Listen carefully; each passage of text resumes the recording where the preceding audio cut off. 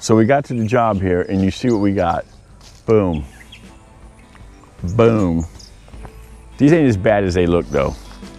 They're actually gonna be pretty easy. You can see right here. Now the proper way, there's tens of ways. A lot of people would come in here and just whack that right there. That's what I call crepe murder.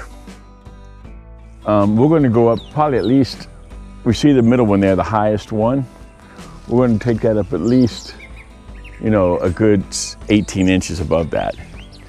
And then that way we don't have a bunch of, because if you cut this right here, it's gonna turn it into like an afro. It's gonna be like, we go, which ain't the worst case scenario, but personally, I would trim off the bottom of this tree. If it were mine, I would just trim off some of the stuff, demoss it, take out some of the inner, and let that thing grow like that. But I know that's not what the customer is expecting, so we're not gonna do it that way. So another thing, when you're doing crepe myrtles for people, it's subjective. Everybody has their own view of how they should be, especially customers. So you might wanna cut a couple, and this is what I like to do, say, hey, this is where we're cutting it at. You good with that? So when they don't come home and say, oh my God, you tore off my crepe myrtle. Well, then you're in a sad state of affairs. So we got this line down here. We got that line over there. And that's one thing we got to do. So we got this little bit down here on this line, which isn't bad really. And then we'll show you guys when we get to the back. We got a Pindo palm and another small sago, but that's it. There's some crepe myrtles in the back. We're not gonna be trimming those. So let's get to it. Here's the thing that's a little bit crazy today. We're actually gonna be using all battery stuff. Now you're saying, Sherman, have you lost your mind? Yeah, but that happened a long time ago before I ever decided to use this. I just got some of this stuff for, you know, just kind of technical use, I guess, just for the heck of it, but some of it actually pretty good. And this puppy, this is the piece de resistance. That's the one I want to look. No, there's no battery in it, but that's what I want to see. You know, the old wrist, you're getting a little old. This wrist don't like it used to, but hey, I can still do that with the best of them. So let's see what happens.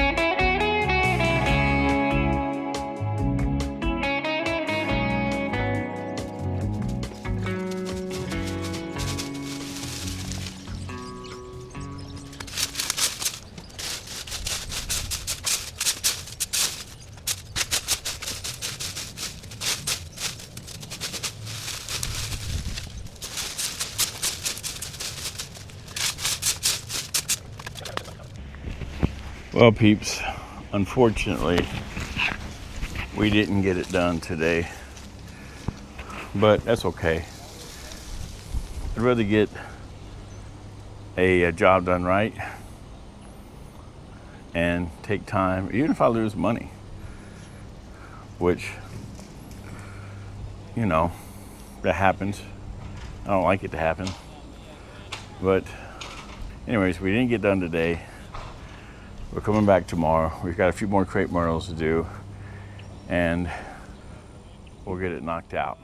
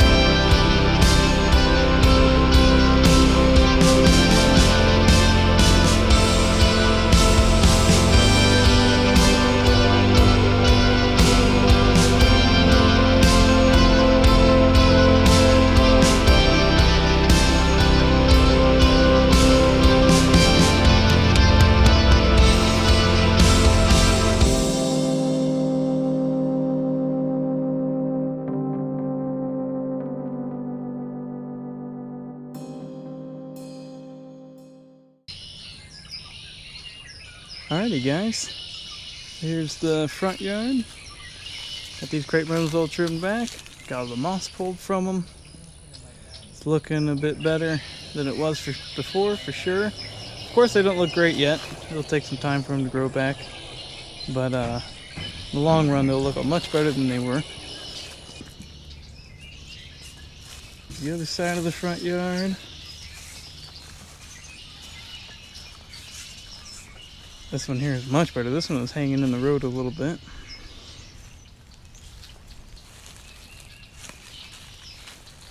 This was the fence line here, so to speak. Or I should say property line. He's turned out much better. Just getting all that moss and junk off of him makes him look a lot better. Alright, in the backyard here, we trimmed up this palm pretty good.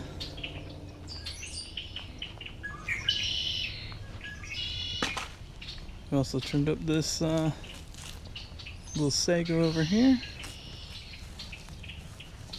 This was pretty out of hand before. It was way hanging over the edge, in the way for the mowing.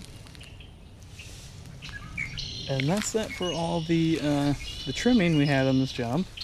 Now we're also going to be doing the lawn service, so we will be jumping on that next. I don't know if it'll be part of this same video or maybe a separate video perhaps, but either way, stay tuned.